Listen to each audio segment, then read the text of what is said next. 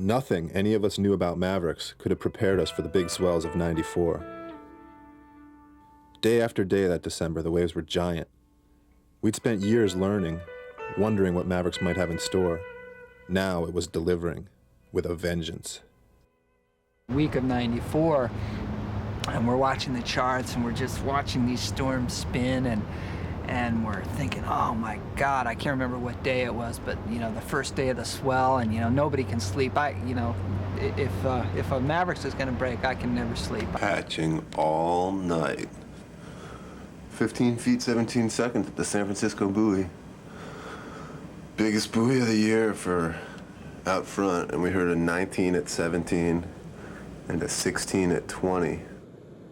I got up at 4, and I got into the parking lot at pitch dark, and there was nobody there. I put my stuff on, and I remember as I was running out of the parking lot, just this line of cars started filing in. It was like a convoy, just all these cars. And it was, of course, the whole Santa Cruz crew. The whole town was filing in. I remember looking at the parking lot and just seeing cars, like just everywhere. Down the road, there was hundreds of people on the cliff. It was amazing. I'd never seen that before. I was just like, whoa, is this the way it's gonna be from now on? The media had been covering it all week, and so anybody that watched the news saw Mavericks on the news, and therefore got in their car and drove out to see Mavericks, see the giant waves. Everybody came to see Mavericks, and it was a big circus. There's a fine line between the wave of your life and the one that could end it. Most of us spent years carefully feeling that out. At the age of 16, Jay Moriarty took a crash course. Jay paddles out, and I'm sitting there, and he paddles by me. You know, he smiles. He says, "Hey, how you doing?" I say, "Hey, Jay, what's going on?" And he goes, "How is it?" I go, "Well, it's good, but I don't really think it's surfable." Oh, dope. I just went straight to the peak and dropped right in on the windiest, biggest, ugliest wave. I realized once I stood up, I was too late, and it kind of jacked up and pulled me up into the lip. And the last thing I remember seeing was I was just like, kind of like suspended there for a second, looking down, and it was just like, it was looking down like a 4-story building, just looking down.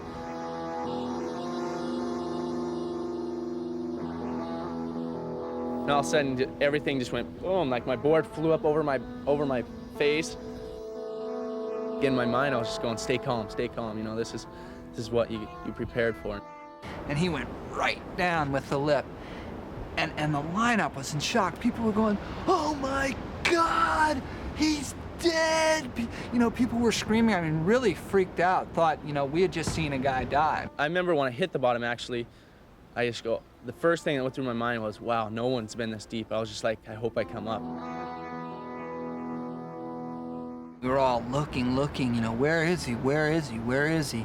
And he wasn't coming up. Since I hit the bottom, I knew that was up. And I just started swimming. I think it was like 6 or 7 strokes of with my eyes open, just going, whoa, come on, let's go, you know? Jay brought our worst nightmares to life that day.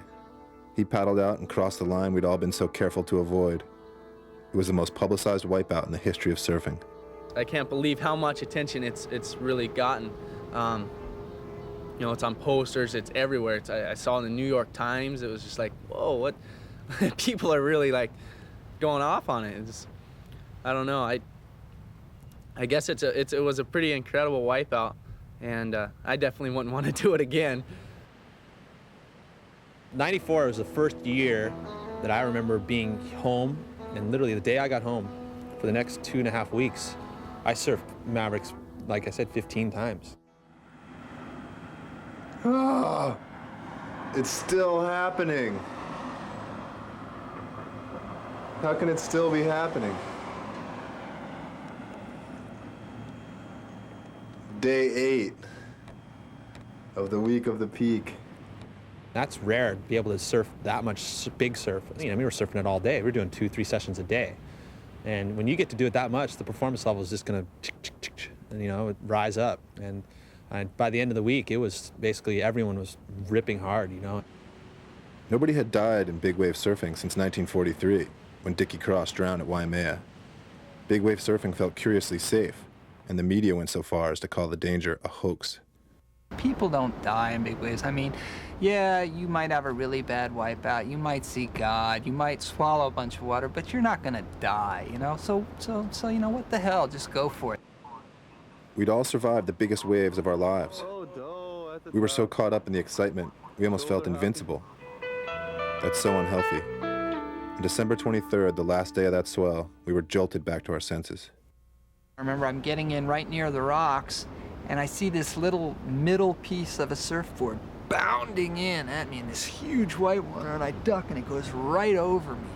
And I remember thinking, ooh, man, that guy sure is hosed. It was pretty amazing. We all knew that someone would, chances were very good that someone would die at Mavericks, but we never expected it on the kind of day that it happened.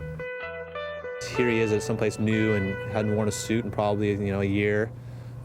He's straight off the plane and out there, and he's held under for 2 waves, you know, basically wiped out, got sucked over and held down. After that second wave, basically had to suck water. I mean, you know, it happens. You know, that's kind of what I think happened. You know, I just sucked water and sank, and that was it.